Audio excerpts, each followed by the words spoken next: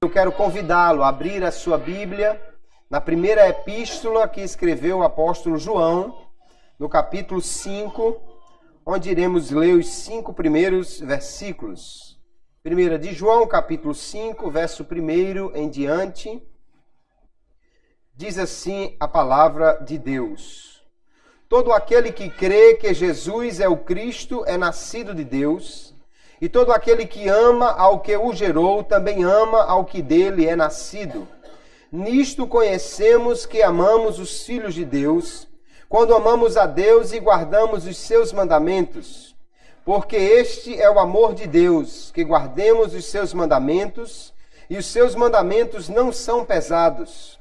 Porque todo o que é nascido de Deus vence o mundo, e esta é a vitória que vence o mundo, a nossa fé.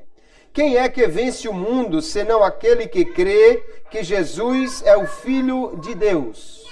Amém. Graças a Deus por esta palavra que temos lido. Nesta sua primeira epístola, o apóstolo João está escrevendo aos cristãos numa época já em que a igreja estava mais amadurecida, mais crescida, não é? As epístolas de João, aliás, os escritos de João estão entre os últimos, ou são os últimos escritos do Novo Testamento, já escritos aí depois da década de 90 do primeiro século da era cristã. João já é o velho João, ele é o último dos apóstolos vivo, né? Os demais, todos morreram, praticamente todos, pelo que a tradição nos informa, e alguns, a própria Bíblia, foram martirizados por causa da fé, por causa do Evangelho. João também foi martirizado, mas Deus deu livramento a ele, pelo menos assim a história da igreja registra. E nos últimos dias, então, do seu ministério, João escreveu o Evangelho, as 3 epístolas e o Apocalipse. Nesta primeira epístola, João vai trazer profundas revelações sobre Deus, quem Deus é luz, Deus é amor, e vai também trazer umas orientações éticas para o povo de Deus, como nós devemos andar. Devemos andar na luz, devemos andar em amor. Ele vai falar de coisas muito importantes para a vida do crente. E entre as coisas que João vai falar, ele está escrevendo para uma igreja que está sofrendo a influência de algumas heresias, está sofrendo uma investidura de hereges, mestres ligados a um pensamento que ficou conhecido depois como gnosticismo, que procurava trazer uma forma diferente de ver o relacionamento com Deus e como alcançar esse relacionamento. E João então escreve combatendo estas heresias e afirmando a verdadeira fé, os verdadeiros mandamentos recebidos do Senhor Jesus.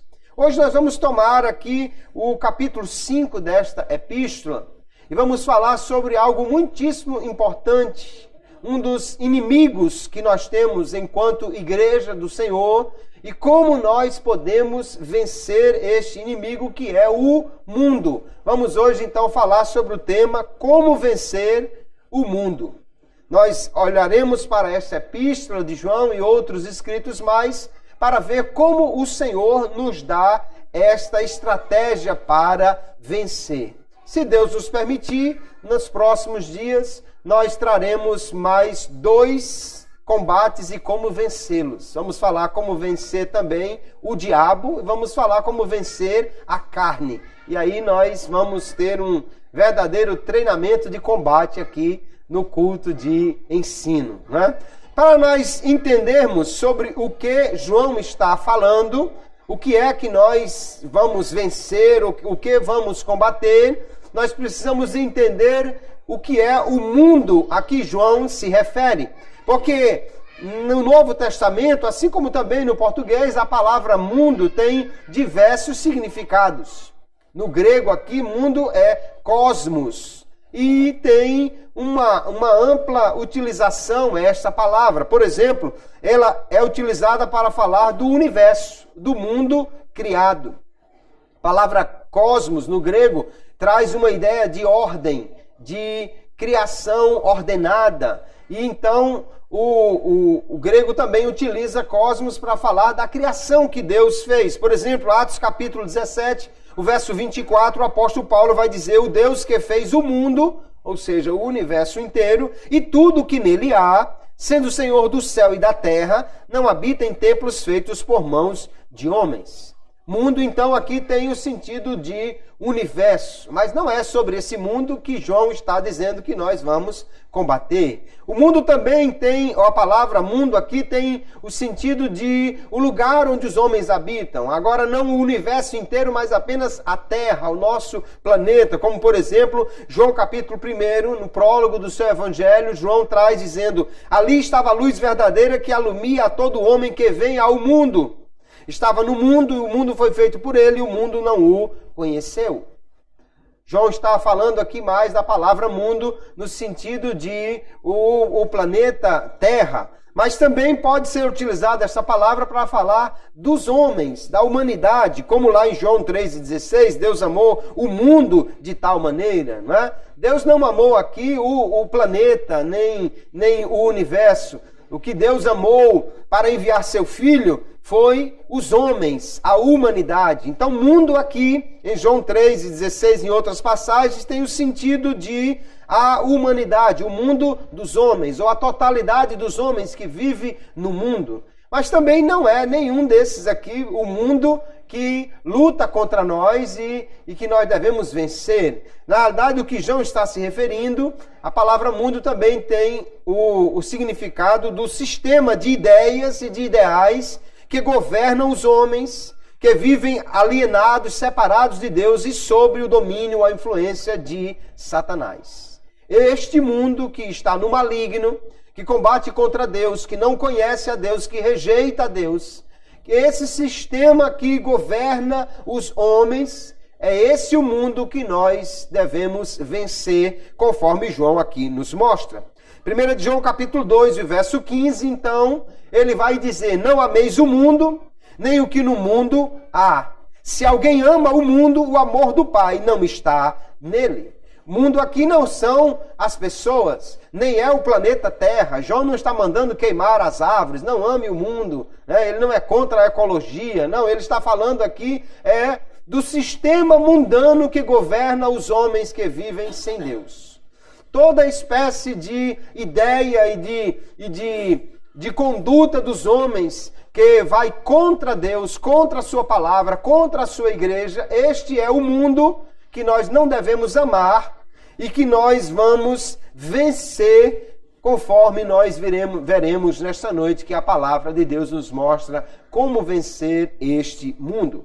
Então nós vemos que o mundo aqui, então, a palavra mundo, aqui João está se referindo, não são as pessoas propriamente ditas. Deus amou o mundo, amou as pessoas, mas o sistema mundano, as pessoas do mundo, Jesus morreu por elas. O próprio João, no capítulo 2, o verso 2, vai dizer: e ele, Jesus, é a propiciação pelos nossos pecados, e não somente pelos nossos, mas também pelos de todo o mundo. Ele deixa claro que Cristo morreu, que Deus amou o mundo inteiro, todas as pessoas, e que Cristo morreu pelo mundo inteiro, por todas as pessoas.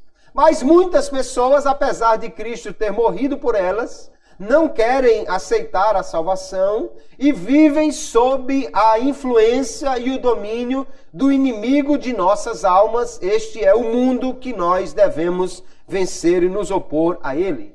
Então aqui nas epístolas de João, como no Evangelho e também no Apocalipse, nós vamos ver que geralmente João vai falar da palavra mundo como algo hostil a Deus, como algo que se levanta contra Deus, que está sob o domínio dos poderes do mal. Capítulo 3, o verso 1 dessa primeira epístola, João diz: vede quão grande amor nos tem concedido o Pai, que fôssemos chamados filhos de Deus. Por isso, o mundo não nos conhece, porque o não conhece a Ele.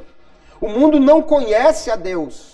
O conhecimento aqui não fala apenas de, o mundo não sabe quem Deus é, o mundo nunca ouviu falar de Deus. Conhecer aqui é relacionar-se, é ter um relacionamento com Deus, é tê-lo como Senhor e Salvador, é tê-lo como o orientador, o guia. Então, conhecer aqui é algo mais do que saber quem é ter um envolvimento com Ele. O mundo, então, não conhece a Deus. Porque o mundo não conhece a Deus, ou seja, rejeita a Deus, também rejeita a nós que somos filhos de Deus. O mundo, então, é hostil à igreja, é hostil a Deus, é contrário àquilo que nós entendemos que é todo o bem. No capítulo 5, verso 19, João vai dizer que sabemos que somos de Deus e que todo o mundo está no maligno. Então, o mundo, esse sistema pecaminoso, ele está controlado por Satanás. Ele está se opondo a Deus. Os crentes, então, eles estão no mundo, eles estão inseridos aí na humanidade, eles vivem neste planeta, mas eles não são do mundo, eles não estão vivendo de acordo com esse sistema, com esses ideais controlados por Satanás ou influenciados por ele. Jesus, na sua oração sacerdotal, capítulo 17, lá do Evangelho de João, ele diz assim no verso 14, dê-lhes a tua palavra, ele está orando ao Pai, e o mundo os aborreceu. O mundo odiou, poderíamos dizer aqui numa linguagem mais popular, porque não são do mundo, assim como eu não sou do mundo. Porque o mundo é contra a igreja. Porque a igreja não pertence ao mundo. A igreja é também opositora do mundo. O crente é um subversivo dentro desse sistema mundano controlado por Satanás. Jesus diz, eu não sou do mundo, eles também não são do mundo. Por isso o mundo os aborrece. E ele continua dizendo, não peço que os tires do mundo. Aí o mundo físico, né? O planeta. Mas que os livres do mal. Não são do mundo, como eu do mundo não sou.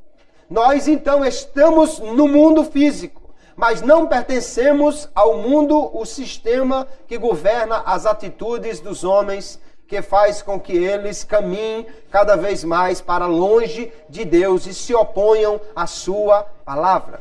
Nós vemos, então, que aqueles que seguem o mundo, aqueles que vão de acordo com o mundo, aquilo que, esse sistema que nós poderíamos chamar de mundanismo, né? Alguém que vai de acordo com o sistema do mundo. O mundanismo é uma afeição, é um apreço por aquilo que é diferente de Deus e contrário à sua vontade. João vai falar muitas vezes aqui de coisas opostas, luz e trevas. Ele vai falar de vivos e mortos. Ele vai falar sobre verdade e engano. E ele vai falar sobre Deus e Satanás, ou Deus e o mundo, como coisas que se opõem. Então o mundanismo é um sistema que se opõe a Deus, que vai contrário à sua vontade. Isso envolve toda a perspectiva, a maneira de ver as coisas, os padrões, o comportamento, a forma de agir, de pensar e as preocupações, aquilo que deseja e que trabalha essa sociedade secular e ímpia. Então, um crente não pode ser mundano. Mundano é aquele que vive de acordo com o mundo. É aquele, então, que faz algo que contraria a vontade de Deus. Por isso, nós precisamos vencer o mundo para não viver de acordo com o seu pensamento. Este mundo que nós precisamos vencer, nós vemos, queridos, que o sistema do mundo, o mundanismo, então, ele é um conjunto de princípios e valores que tem um mentor. não é algo surgido assim aleatoriamente. O mundanismo não é simplesmente o fruto do pensamento das pessoas, mas ele tem um regente, esse sistema mundano, que se chama Satanás. João capítulo 5, verso 19, nós já lemos, diz que sabemos que nós somos de Deus e que todo o mundo está no maligno. Quando nós olhamos para o sistema mundano, não vamos pensar apenas de pessoas que são ignorantes, que não têm conhecimento da palavra, de pessoas que vivem aí de qualquer maneira. Não, infelizmente, para elas são pessoas que estão sob a influência ou sob o domínio de Satanás. Jesus disse: quem não é contra mim é contra, quem não é por mim é contra mim. Quem comigo não ajunta, espalha. No reino espiritual, então, não existe meio termo. Ou alguém está a favor do mundo ou está contra ele. Ou alguém está seguindo o mundo ou está se opondo a ele. Porque ou alguém está ao lado de Jesus ou está contra Jesus por causa do sistema mundano que controla a sua vida, o seu pensamento, a sua maneira de agir. Nós vamos ver que o próprio Jesus disse que Satanás é o príncipe deste mundo, ou seja, aquele que exerce o domínio sobre ele. Não é que o mundo pertença a ele, o mundo pertence a Deus. O salmista no Salmo 24 diz: do Senhor é a terra e a sua plenitude, o mundo e todos os que nele habitam. Mas como o homem se rebelou contra Deus, desobedeceu a ele, então ele sai de debaixo do amoroso domínio de Deus, embora ele não saia do controle de Deus, mas ele deixa de estar obedecendo a Deus e automaticamente passa a estar sob o domínio de Satanás. João capítulo 14, verso 30, Jesus diz: já não falarei muito convosco, porque se aproxima o príncipe deste mundo e nada tem em mim.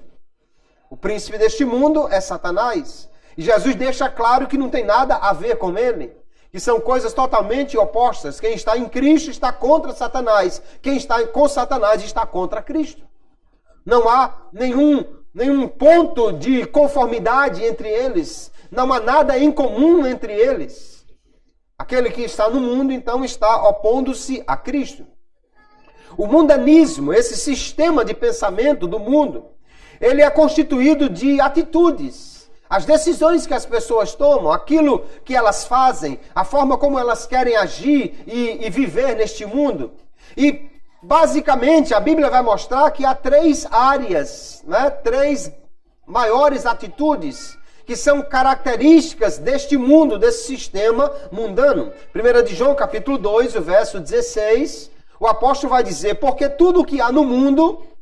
E ele descreve, então, a concupiscência da carne, os desejos da carne, a inclinação para o mal, a concupiscência dos olhos, aquilo que o homem deseja, que lhe atrai, que ele quer possuir, e a soberba da vida não é do Pai, mas do mundo. Então veja que as três principais características do mundo são, primeiro, a sensualidade, aquilo que atrai a carne.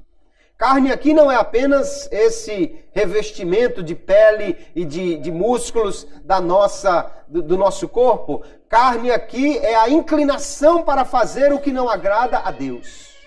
A inclinação para o mal.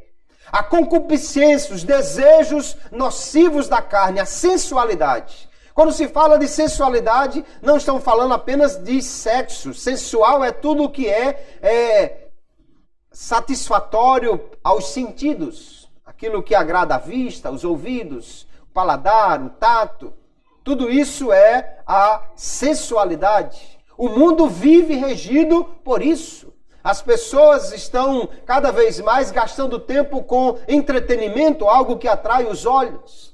Há uma indústria que produz e lucra com sexo aí de uma maneira horrível, de uma maneira muito grande. As pessoas se voltam muito mais para aquilo que lhe dá prazer, até mesmo aquele prazer que é normal, como o da comida, né? Você vai ter aí quantos programas de TV e quantas coisas voltadas para isso. Não é que isso seja necessariamente ruim, mas cada vez que as pessoas gastam o seu tempo apenas procurando ver como atender à sua carne e não têm tempo para atender às coisas de Deus, então até mesmo o programa mais simples de ensinar a cozinhar, ele passa a ser um opositor de Deus. No momento em que concorre pelo preenchimento do tempo de alguém, de forma que ele não tenha tempo para Deus. O mundo também é regido pelo materialismo. As pessoas vivem basicamente trabalhando para ter as coisas. Porque no mundo, ou segundo esse princípio do mundanismo, você só vale o que você tem. Se você tem carro, você vale mais do que quem tem só bicicleta. Quem tem a bicicleta já vale mais do que quem anda somente a pé. Quem tem uma casa vale mais do que quem não tem. Se a casa for muito grande, vale mais do que quem tem a pequena. Se você compra uma roupa numa loja popular, você é uma pessoa simples. Mas se você compra numa loja dessa que já tem um urso, um ganso, um pato, qualquer troço bordado na roupa, você já é uma pessoa diferente. Você já tem status. Você já é uma pessoa com destaque na sociedade. O mundo vive pelo materialismo. Você quer ver uma pessoa ficar no mundo, uma pessoa regida pelo mundo ficar triste? É o vizinho trocar de carro e ele não. É o vizinho chegar com o último celular da moda e ele está ainda com aquele que mal faz uma ligação. É o vizinho chegar com uma TV de LED, de plasma, de não sei o que, 4K, 5K, 8K, qualquer número desse, e o sujeito ainda está com aquele tubo enorme em cima da mesa, em cima do rack lá na sala. Então isso faz com que as pessoas fiquem tristes. Por quê? Porque elas são regidas pelo materialismo. A soberba dos olhos, aquilo que elas querem ter. E ainda o mundo é regido por essa soberba da vida, por essa vontade de ser mais do que os outros.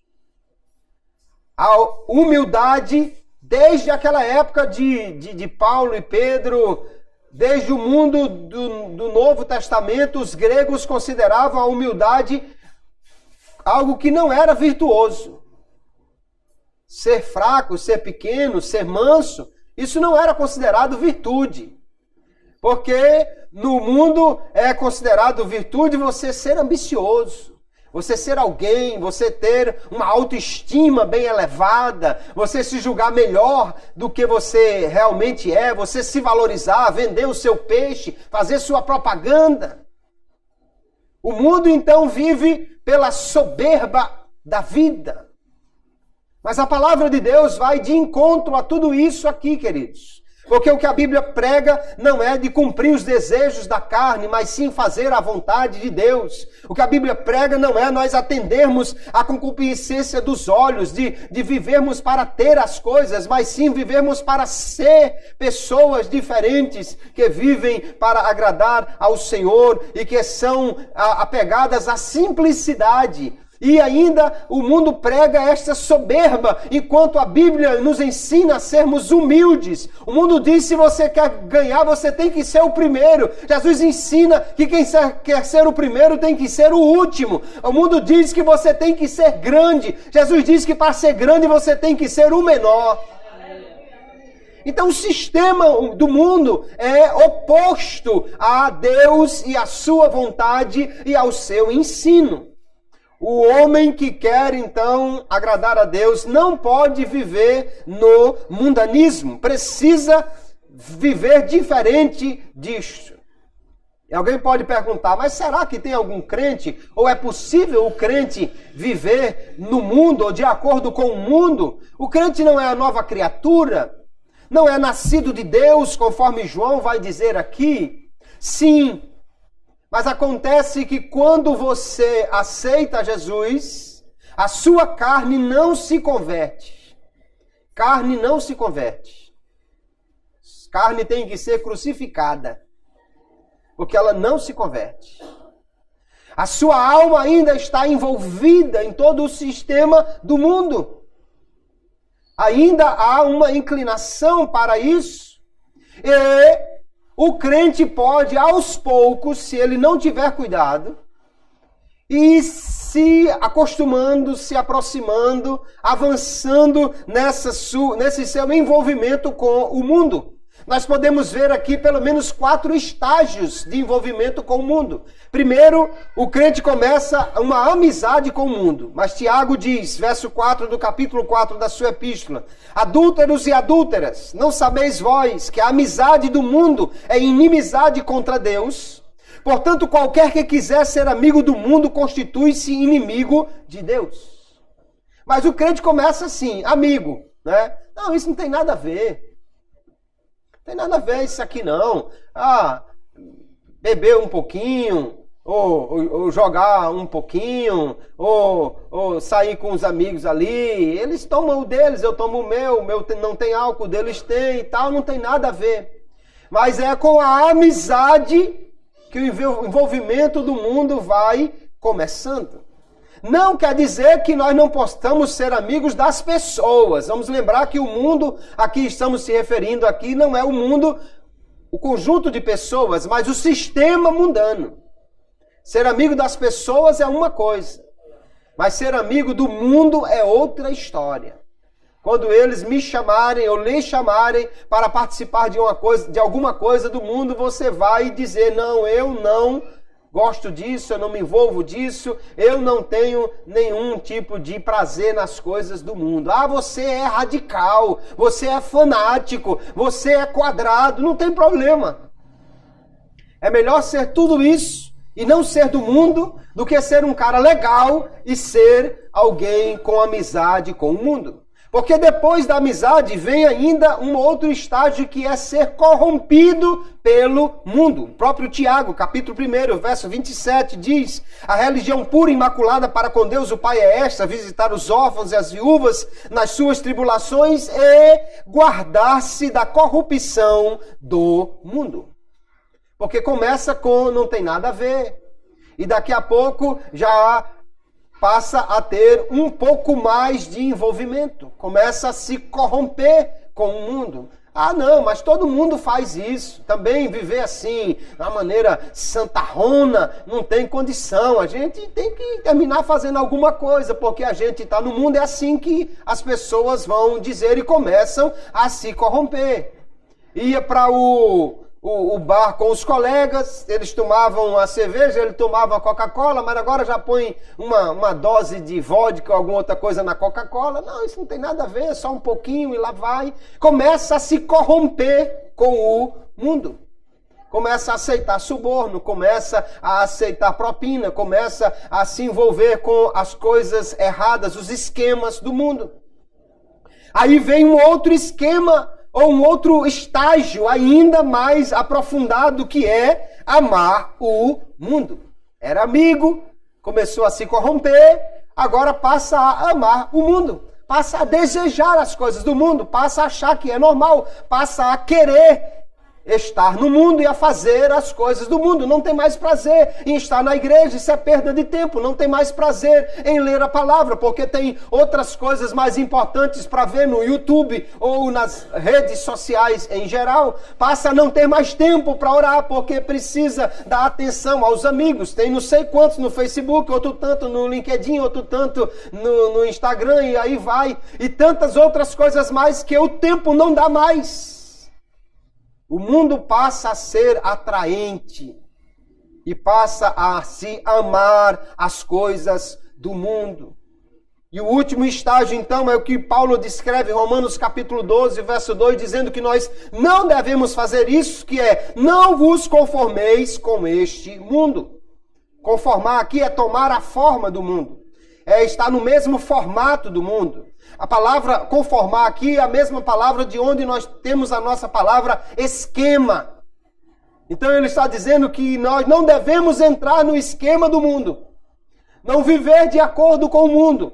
não ser regido pelos mesmos ideais ou ter os mesmos propósitos do mundo. Mas ele diz, transformai-vos pela renovação do vosso entendimento, para que experimenteis qual seja a boa, agradável e perfeita vontade de Deus. Para fazer a vontade de Deus, então, é preciso fugir do mundo.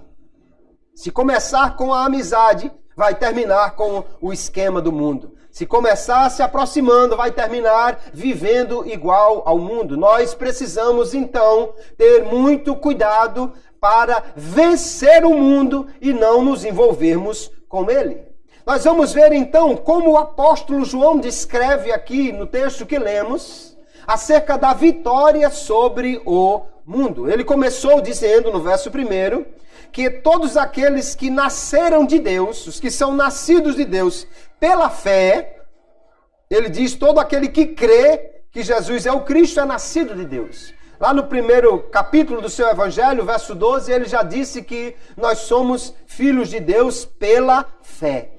Esse que crê em Jesus passa então a ser nascido de Deus, filho de Deus, e passa a amar os irmãos. Quem ama a Deus, ama aqueles que são nascidos de Deus. Nós vamos ver que João vai colocar de uma maneira muito clara que se nós amamos a Deus, precisamos amar também os irmãos. Porque ele diz, se alguém não ama a seu irmão que vê, como vai amar a Deus a quem não vê? Aqueles que amam a Deus e amam os irmãos, no verso 2 ele vai dizer, nós conhecemos que amamos os filhos de Deus quando amamos a Deus e guardamos os seus mandamentos. Não há prova maior de amor a Deus do que a obediência. Porque ninguém pode dizer que ama a Deus se vive constantemente fazendo aquilo que não lhe agrada. É muito difícil alguém acreditar que o outro lhe ama se ele sempre faz o que ele não gosta. Imagine o marido fazer aquelas declarações de amor, ou o namorado, a sua namorada, mas toda hora está fazendo algo que ela não gosta, que ela fica triste, que ela chora, que ela fica perturbada. É difícil acreditar numa jura de amor que não é seguida de um ato que comprove este amor. Da mesma maneira, é para com Deus. Então ele diz que os que amam a Deus guardam os seus mandamentos por amor. João vai colocar aqui na sua primeira epístola que a fé, o amor e a obediência são as grandes características dos filhos de Deus. Eles se tornam filhos de Deus pela fé, porque eles têm fé, eles agora conhecem a Deus e amam a Deus. E porque eles amam a Deus, eles podem guardar os seus mandamentos ou viver em obediência. Nós vamos encontrar, queridos, uma declaração extraordinária de João aqui, no verso 3, ele vai dizer que os mandamentos não são pesados, os mandamentos de Deus não são pesados. E alguém pode dizer assim, João, peraí, tá pensando que é fácil ser crente, João? Que história é essa que não é pesado?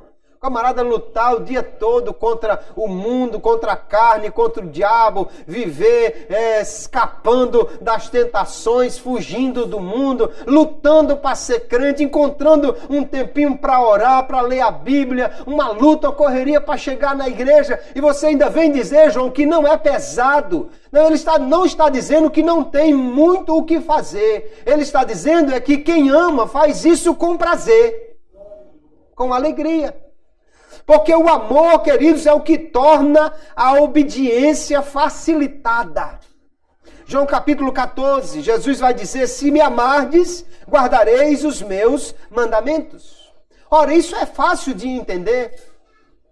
O menino chega em casa e a mãe diz, vai comprar pão. Ah, mãe, pelo amor de Deus, lá do outro lado da rua, não sei o quê. Comprar pão, hora dessa, no sol quente, não sei o quê. Não quer ir de jeito nenhum. Aí a namorada diz, fulaninho, vem aqui, por favor. É o dobro da distância do pão. Ele diz, mãe, eu tenho que ir ali, posso comprar não, que eu tenho lá na casa de fulana. Vai-se embora.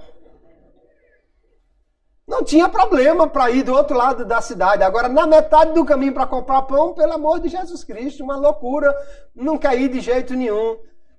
Por que é tão mais fácil ir do outro lado do rio, nadando se não tiver barco, remando numa catraia para chegar lá, para atender a namorada que está esperando, por causa do amor. O amor faz com que as coisas fiquem mais leves, né?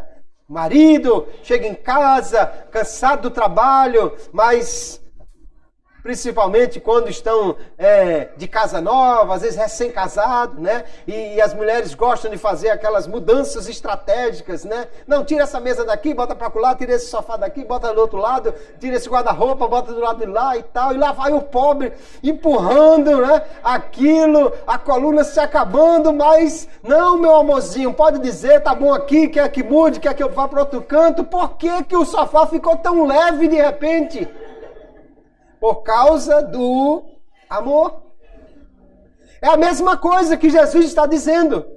Se vocês me amam, os mandamentos não serão pesados. Se eu amo a Deus, não será difícil evitar a tentação. Se eu amo a Deus, é mais fácil não aceitar um convite para fazer uma coisa que Ele não gosta. Se eu amo a Deus, é muito mais fácil para mim me controlar e não quebrar o seu mandamento, entristecendo o seu coração. Há uma coisa que nós precisamos considerar, irmãos. Pode parecer duro para ouvir, mas se nós ainda temos muita dificuldade para obedecer a Deus, é porque nós não o amamos o suficiente. Porque se amamos a Deus, os mandamentos não são pesados. É fácil obedecer àquele que ama. E se alguém não ama a Deus, por que é que não ama a Deus? João vai dizer, não ama a Deus porque não o conhece. Aquele que não ama, não conhece a Deus, porque Deus é amor, João vai dizer. Se você conhecer quem Deus é impossível você não amá-lo. Se você souber realmente como Ele é maravilhoso, como Ele é fiel, o que Ele fez por mim e por você, o quanto Ele provou o seu amor enviando o seu Filho para sofrer e morrer por nós na cruz, o quanto Deus perdoa, o quanto Ele é maravilhoso, apesar dos homens darem as costas, o quanto Ele ainda vai ao encontro deste homem e oferece por graça, amor e misericórdia, a salvação, o perdão dos pecados, a mudança de vida. Quem conhecer realmente esse Deus maravilhoso não pode deixar de amá-lo. É impossível não amar a Deus. Quem não ama a Deus, João vai dizer acertadamente, é porque não o conhece. Não sabe quem Ele é. Não conhece porque não lê as Escrituras. Não conhece porque não tem experiência com Ele. Não conhece porque não gasta tempo com Ele. Aí então por não conhecer, não ama, e se não amar, aí Deus vira o chefão do universo, o juiz radical que vigia cada passo que você dá. Em vez do cuidado amoroso daquele que não nos perde de vista, só se enxerga a cobrança de alguém que está vigiando você o tempo todo para lhe castigar se você fizer alguma coisa errada. Se não há amor, os mandamentos passam a ser pesados. Mas aquele que crê em Jesus, que é nascido de Deus, esse, no versículo 4, João garante, vence o mundo. E esta é a vitória que vence o mundo, a nossa fé. No verso 5 ele pergunta, quem é que vence o mundo?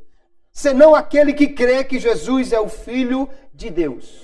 Então, se nós, pela fé, aceitamos a Jesus, cremos que Ele é o Filho de Deus, que o Cristo é aquele que veio e encarnou-se em Jesus e que deu a sua vida por mim e por você, que Ele é Deus verdadeiro. O Filho de Deus aqui não é apenas dizer um Filho de Deus, mas o Filho de Deus, ou seja, Deus que se encarnou e vive no meio de nós. Se nós cremos nisso, então esta é a fé que nos dá a vitória sobre o mundo. Aleluia.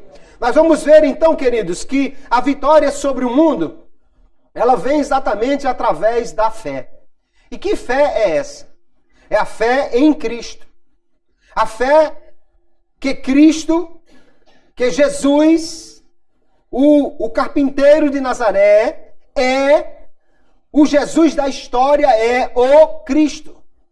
Ou seja, que Deus se encarnou e nasceu de uma mulher.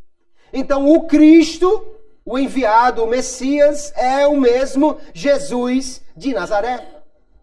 Eu preciso crer que Jesus é Jesus o Cristo.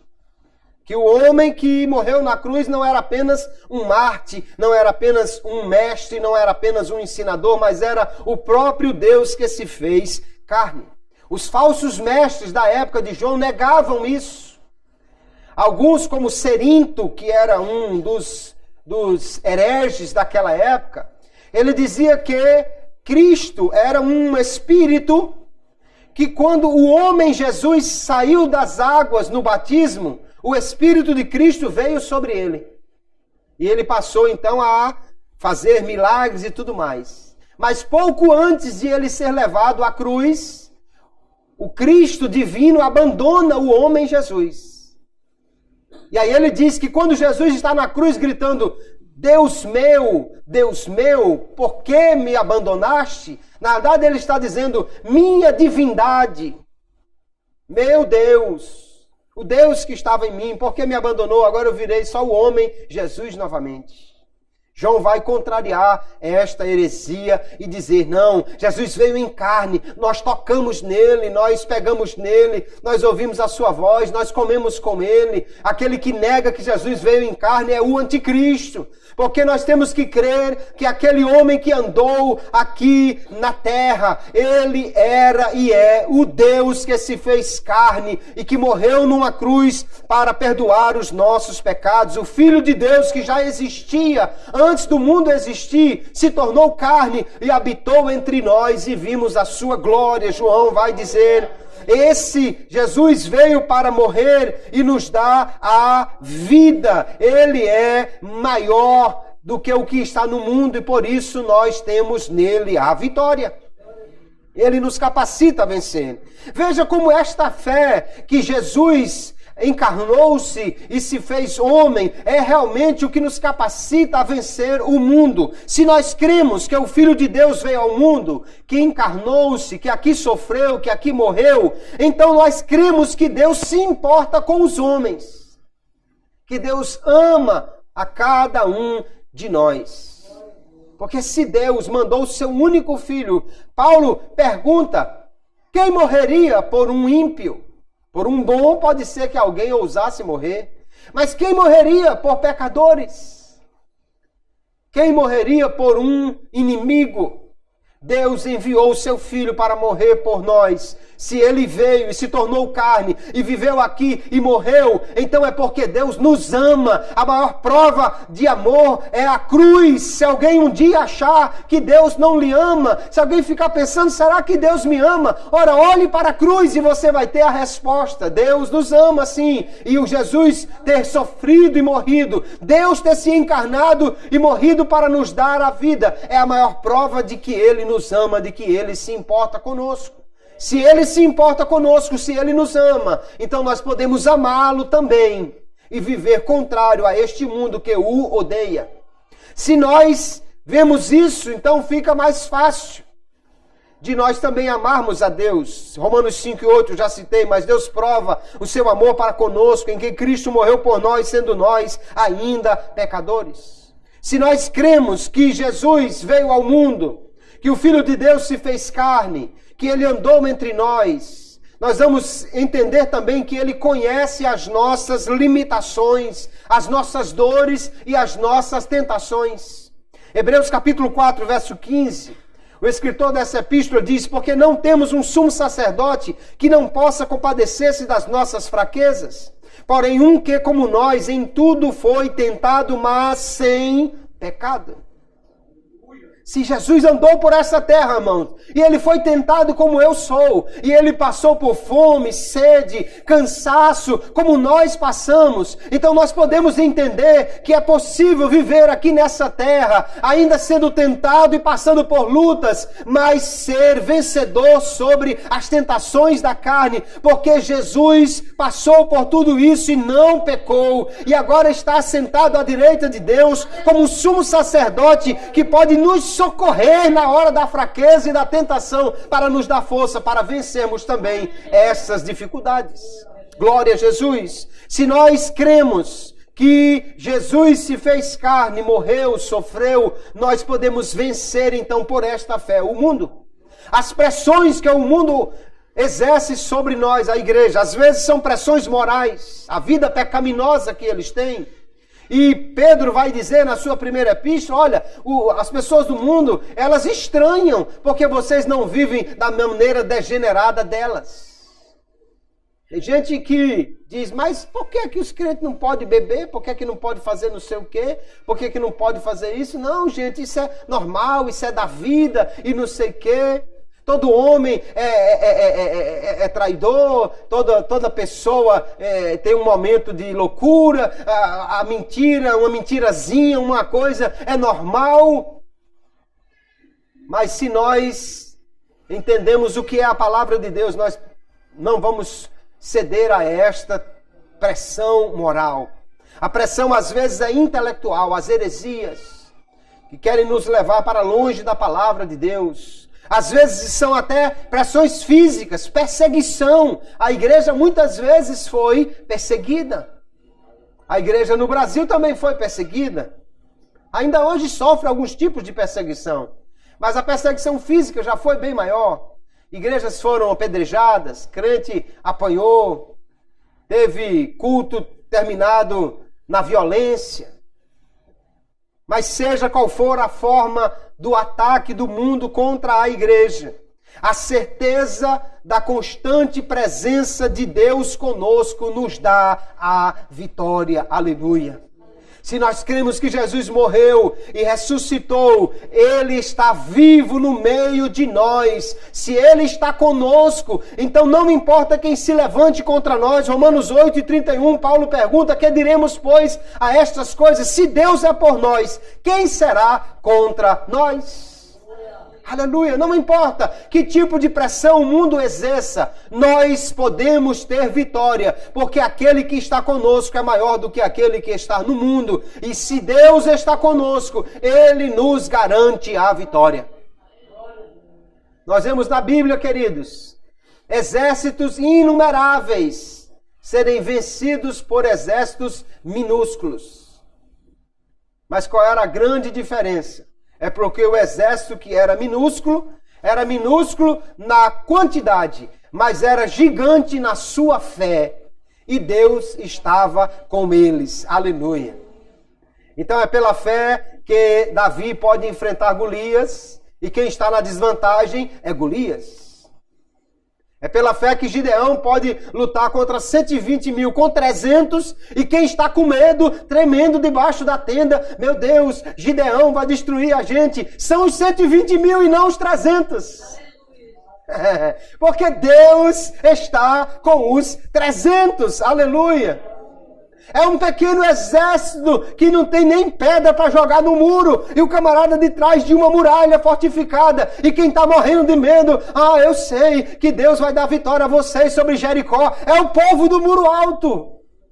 Porque Deus está como aquele que está lá embaixo, caminhando e gritando e vendo Deus dar vitória. Se Deus está conosco, nós podemos vencer o mundo, aleluia. As tentações, as pressões, seja quais forem, não podem nos vencer, porque aquele que está conosco é quem nos dá a vitória. Este mundo, a maior prova que nós temos aí que podemos vencer o mundo, é porque este mundo, ele maltratou Jesus.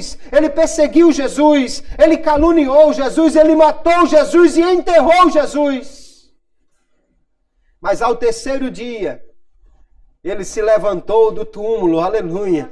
Ele abriu a porta do túmulo onde estava guardado, e ele foi vencedor, e ele declarou aos seus discípulos: tenho-vos dito isso para que em mim tenhais paz. No mundo tereis aflições, mas tende bom ânimo. Eu venci o mundo. Aleluia.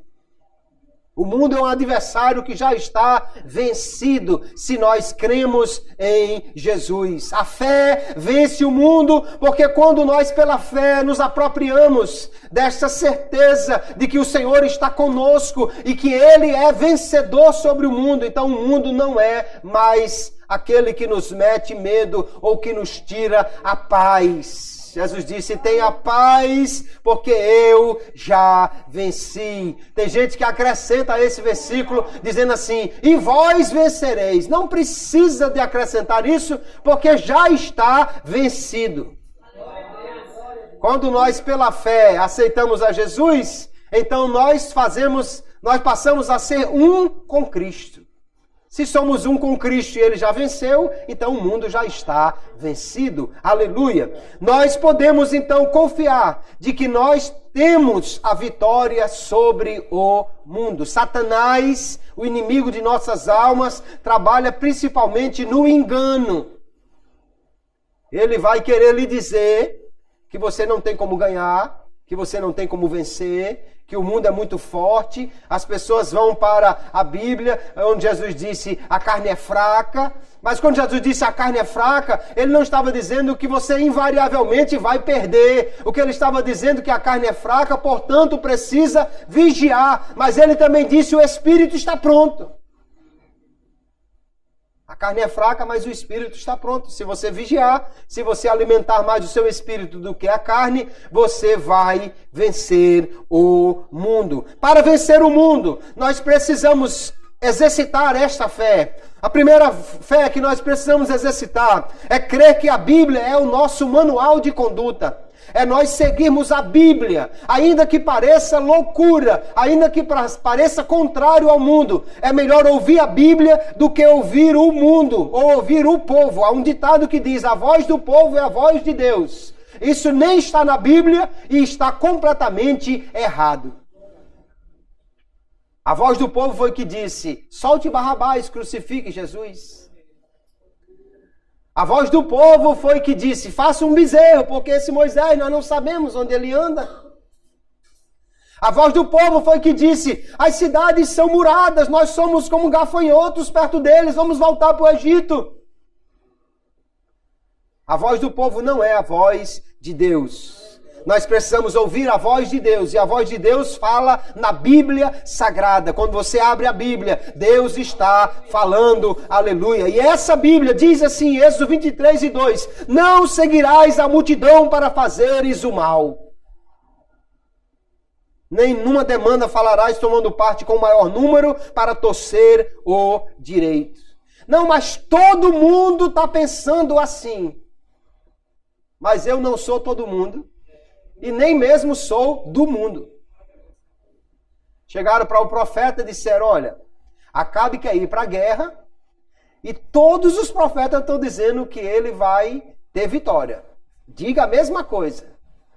Mas ele era do contra o mundo, e ele chegou e disse, o que Deus colocar na minha boca, isso é que eu vou falar. Aleluia. Nós precisamos ouvir a palavra de Deus e não a voz do mundo. Nós precisamos considerar-nos mortos para o mundo. Então, libertos da sua influência. Satanás quer nos prender com as coisas do mundo. Mas nós temos condições de fugir desta influência. Porque nós já somos libertos do mundo. Já somos mortos para o mundo. Gálatas capítulo 6, verso 14, Paulo diz, eu estou crucificado para o mundo. E o mundo está crucificado para mim, pronto. Colossenses capítulo 3, verso 1, Paulo diz, portanto, se já ressuscitastes com Cristo, buscai as coisas que são de cima, onde Cristo está assentado à destra de Deus. Pensai nas coisas que são de cima e não nas que são da terra, porque já estáis mortos e a vossa vida está escondida com Cristo em Deus. Nós estamos mortos para o mundo não nos atrai mais.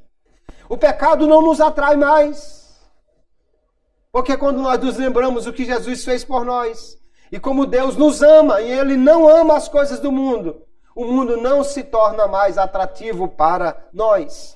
Nós devemos cultivar este amor a Deus, conhecendo-o mais e mais. Porque um relacionamento, irmãos, ele pode sempre melhorar à medida que nós vamos conhecendo a outra pessoa. Sabe por que muitos casamentos dão errado? Porque as pessoas se casam sem se conhecer. Porque no período de namoro, as bocas estão ocupadas em outras coisas e não tem tempo para falar. Como não tem tempo para falar, ninguém conhece o outro. Depois que se casa, é que vai descobrir. E é assim? Eu não conhecia essa pessoa, eu não sabia essa pessoa. Lógico, em vez de conversar, foi fazer outra coisa na época de namoro. Todo relacionamento pode ser melhor se nós conhecemos melhor a outra pessoa. Porque quando você conhece melhor a outra pessoa, você sabe do que ela gosta, você sabe como ela gosta, você sabe como agradá-la, você sabe como evitar as coisas que ela não gosta. Então há muitos crentes que não agradam a Deus porque não conhecem o que Deus gosta. Como nós podemos conhecer mais a Deus? Através da palavra. Através da oração, por meio do respirar espiritual. Nós inspiramos a palavra e expiramos a oração. Trazemos a palavra para dentro, trazemos para fora aquilo que está no coração pela oração e nos relacionamos com Deus assim e somos então vencedores, cada vez mais conhecendo e amando o Senhor. 1 de João capítulo 2, veja que ele vai escrever aos pais e aos filhos, aos jovens. Os pais aqui provavelmente não são simplesmente os que têm filhos, mas os mais idosos na igreja. E os jovens aqui possivelmente não sejam simplesmente aqueles que têm menos idade, mas menos tempo de fé. Ele escreveu dizendo: pais, escrevo-vos, porque conheceste aquele que é desde o princípio. Mancebos, escrevo-vos, porque vencestes o maligno. Eu vos escrevi, filhos, porque já conhecestes o Pai. Eu vos escrevi, pais, porque já conhecestes aquele que é desde o princípio. Eu vos escrevi, mancebos, porque sois fortes, e a palavra de Deus está em vós, e já vencestes o maligno. Só que aquele que já venceu é aquele que conhece. Aquele que já venceu é aquele que a palavra está nele. Aquele que já venceu é aquele que sabe quem Deus é, que conhece a Deus. Olhe bem o texto. Ele não diz simplesmente você venceu por vencer. Ele diz você venceu porque a palavra de Deus está em você e você já conhece a Deus. Conhecer a Deus, conhecer pela palavra, conhecer pela oração, gastar tempo com Ele. E isso fará com que nós tenhamos um relacionamento melhor com Ele. Amemos mais o Senhor e, portanto, evitemos mais as coisas do mundo. Devemos também viver em comunhão com os irmãos, mutuamente amparados em amor. É muito difícil, é muito mais difícil viver a vida cristã isolado. Porque, em primeiro lugar, aqui a Bíblia manda amar os irmãos. Quem ama a Deus, ame o irmão. Mas se você não vem à igreja ou não se relaciona com os irmãos, como você vai amar?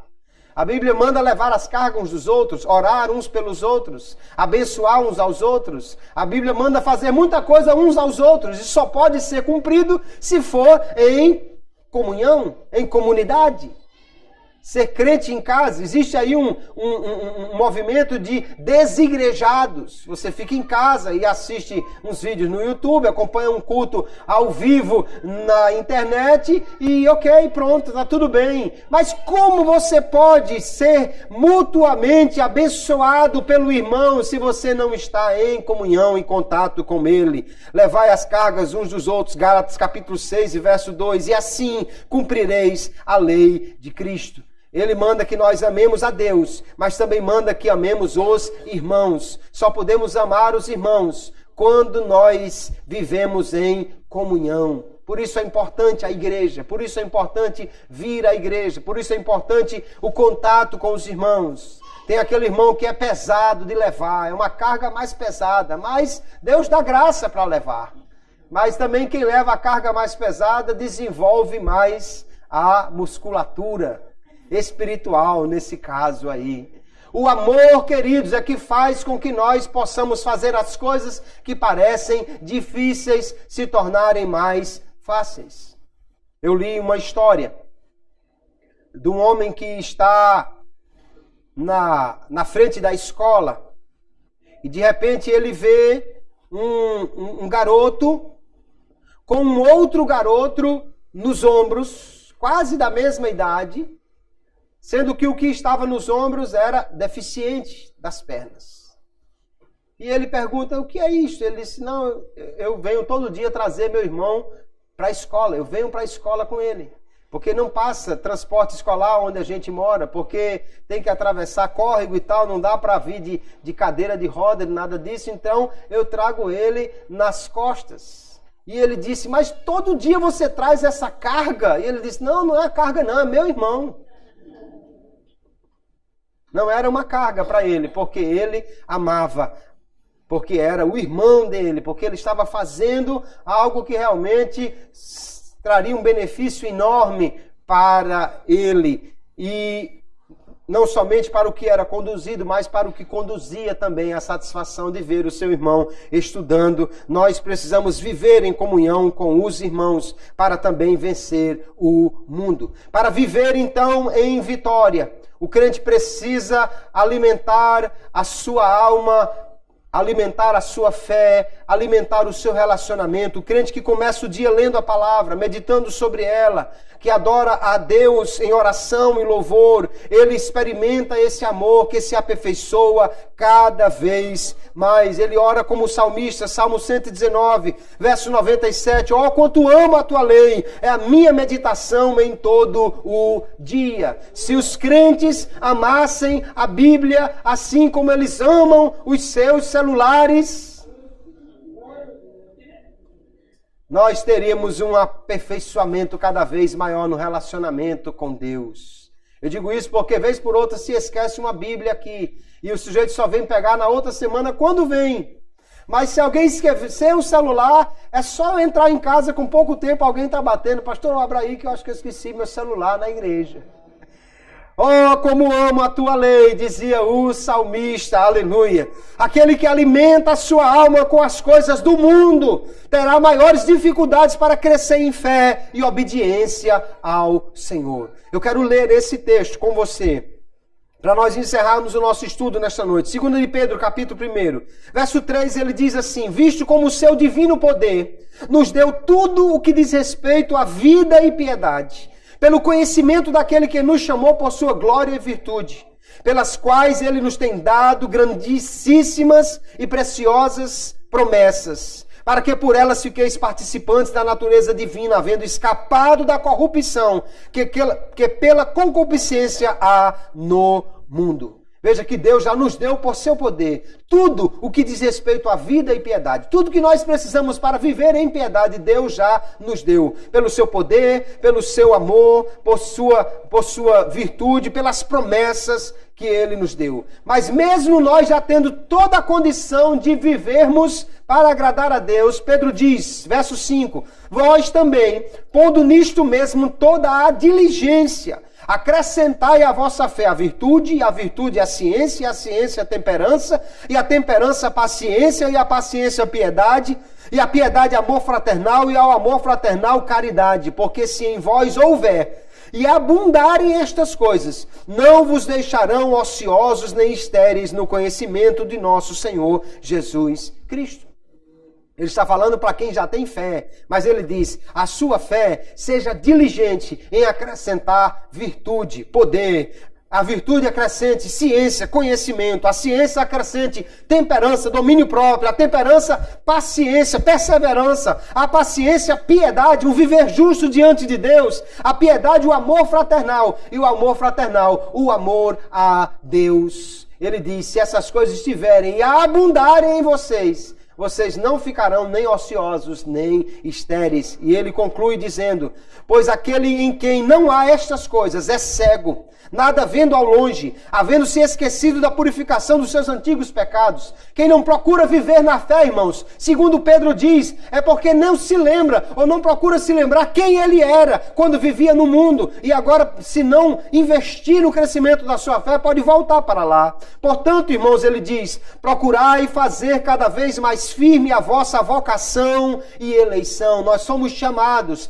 e somos eleitos pela fé em Cristo, mas nós precisamos nos esforçar, porque a graça de Deus nos dá condição para isso, para cada vez mais procurar firmar essa vocação e eleição. Ele diz, fazendo isso, nunca jamais tropeçareis, porque assim vos será amplamente concedida a entrada no reino eterno de nosso Senhor e Salvador Jesus Cristo. Glória ao Senhor. Nós precisamos então, queridos, ter a certeza que nós podemos vencer o mundo. Vencer o mundo é ser vitorioso em nossa própria vida, sobre tudo isso que o mundo é, nessa sua oposição a Deus. Vencer o mundo, então, é cumprir de forma bem-sucedida o verso 2 e o verso 1 do capítulo 2 dessa primeira epístola, quando João escreve dizendo, filhinhos, essas coisas vos escrevo para que não pequeis. Então, viver sem pecar, sem desagradar a Deus, é vencer o mundo. Ao viver em amor, em alegre obediência, obedecendo a Deus por amor, é possível então encarar o mundo com uma fé vitoriosa e ser vencedores e não derrotados. Os que são filhos de Deus devem constantemente alimentar este relacionamento de amor em fé e obediência a Deus. Fazendo assim, nós seremos cada dia vencedores sobre o mundo. Eu e você podemos vencer o mundo. Já temos vencido na realidade quando exercitamos a fé em Cristo. E cada dia venceremos, confiando que Ele, o Senhor, já venceu o mundo e nos dá a vitória por sua graça, pela fé que temos nele, mediante o amor que nos leva à obediência aos seus mandamentos. Que Deus em Cristo nos abençoe, que nós possamos sair daqui nesta noite como vencedores e caminhar cada dia como vencedores. É fácil ser vencedor aqui e agora, mas o desafio é ser vencedor amanhã de manhã e durante toda a semana. E nós podemos isso, porque o Senhor que venceu está conosco. Maior é aquele que está conosco do que o que está no mundo. Você é vencedor. Lembre-se disso. Caminhe pela fé. Procure agradar a Deus. Alimente a sua alma com as coisas boas. E você será sempre vitorioso sobre o mundo. Que Deus continue abençoando a todos em nome de Jesus. Amém.